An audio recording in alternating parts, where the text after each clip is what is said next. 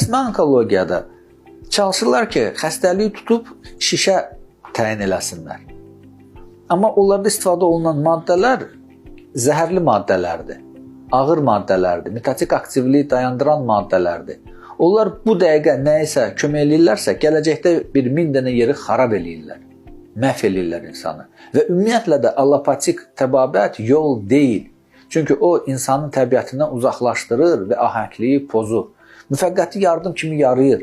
Amma xərçəng xəstəliyi xüsusi bir, belə deyək ki, cərrahi əməliyyat deyil ki, bir dəfə əməliyyat eləməklə o sağalsın.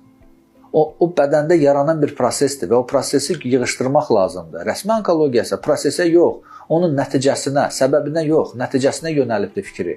Ona görə burada kökündən səhvdirlər, yanlışdırlar və bugün də dedikləri cinayətkarcasınadır. Çünki onlar deyirlər ki, ximiya müalicədir. Ximiya müalicə deyil. Sadəcə olaraq yardımdır, müvəqqəti yardımdır. Müvəqqəti yardım bərpa, sağalmaq demək deyil. Amma onların arxasında siyasi və iqtisadi maraqlar var deyə, ona görə də onlar bugün rəsmidirlər. Amma elmi əsası yoxdur rəsmi onkologiyanın.